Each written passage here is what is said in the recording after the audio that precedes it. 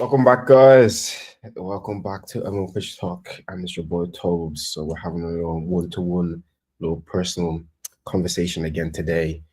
I've just gotten back from the Arsenal versus West Ham game.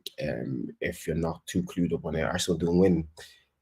We failed to capitalize on Liverpool dropping points yet again. It's just a recurring theme that keeps happening this season.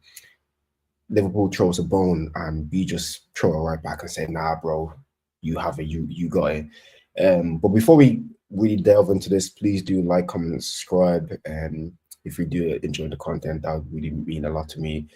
Um, as you can tell, I'm really kind of dejected. I'm kind of sad. I don't even know why, because I've ever since the injuries that we've had, I've kind of just detached from the season because there's not really a lot to happen from it. But you, as a fan, you cannot get excited when you see your rival kind of drop points, especially in a title race, and then a game where it should be a foregone conclusion where you should kind of win, given the home record we had in the Premier League, the 15 game unbeaten run that we're currently on, then to lose to them. And it seems to be a recurring theme every single season of the same kind of 4 to 5 teams that we lose to every single year. Will be your Aston Villas, but we kind of passed that challenge this season. Will be your West Ham, will be your Fulham, will be your Brighton, will be your Crystal Palace. These type of teams, we have a great record against the traditional top six, but these type of smaller, I wouldn't call them minnows. I think that'll be a little bit disrespectful, but these smaller teams, for some reason, we can never get over the edge. Like, I love the record we have against the big six, but if the players can galvanize themselves for a game against Liverpool and Man City and Chelsea, why can they not galvanize themselves for a game against Fulham, Crystal Palace, West Ham, when at certain points every single year, it's the losses or draws against these type of teams that cause those issues. So when they have a debrief, or if they have a debrief after the season, why is this not a conversation? Like, I know Arteta is doing everything he can. He's even bringing in pickpocketers to try to keep the players alert, but something seems to not be working. And the performance that I saw today, especially, there's a player that I want to highlight, that player that I've been kind of keeping my eye on for the past couple of weeks, is Martin Odegaard, our captain. And performance for him today was atrocious. I thought the performance that he put in against Leicester City is again as well was poor, was terrible. But people wanted to scapegoat him. But today there was nowhere to run or hide. Today was atrocious. It was terrible. When I think of past captains that we've had, the likes of Robin Van Persie, however may you may feel about him, Cesc Fabregas, however may you may feel about him as well, at certain moments when the goals get tough, they will roll the sleeves and they will do something. With this guy, I've not seen that. It's just everything is to fee is these cute little flicks and tricks that doesn't seem to work. His hair pulls, and being at the game, he was galvanizing the crowd more than he was actually doing stuff on the pitch. You know what I'm saying? And it's like, I don't want a cheerleader for a captain, and that's what it seems that we have right now, a cheerleader for a captain.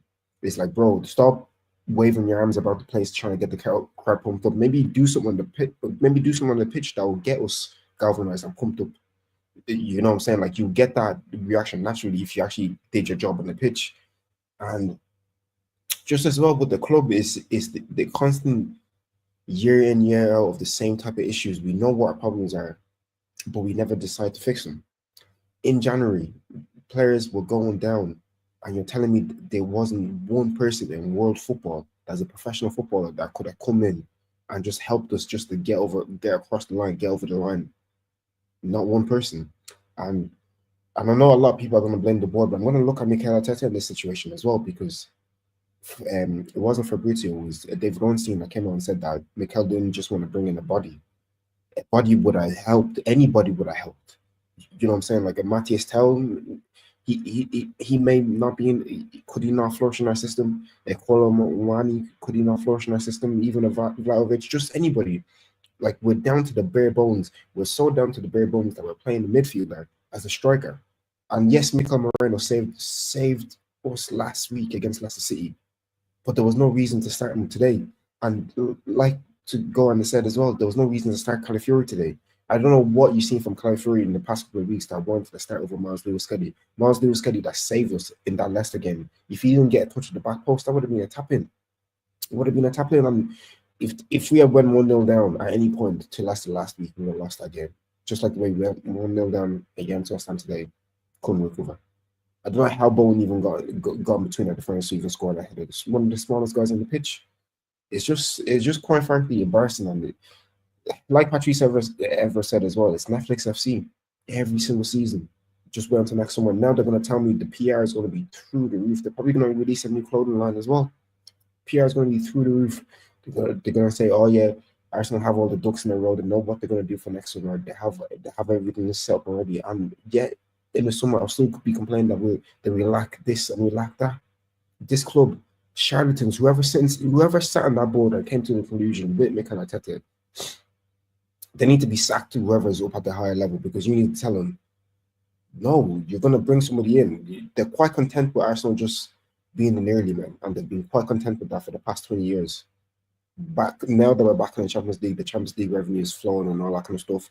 Well, they're playing a very dangerous game, because us fans, we're not stupid. We're really not stupid. We can see it and we can smell it from a mile away. And if you don't roll up your sleeves and actually show some true ambition to win some trophies, heads are going to start turning, heads are going to start rolling, and it's going to affect your bottom line. Only until it starts affecting the bottom line, that's when they'll probably change something. But today was poor. I'll just say congratulations to Liverpool Football Club on winning your Premier League title. It's well deserved, because I can promise you here or now, you will have no worries from Arsenal Football Club, because they're not going to do anything. Just a poor showing. Yeah, there's not really a lot you can say. The red card, I don't even want to touch on, because I don't even want to use referees as any type of excuse. We were poor, we were terrible today. So yeah, just terrible from start to finish.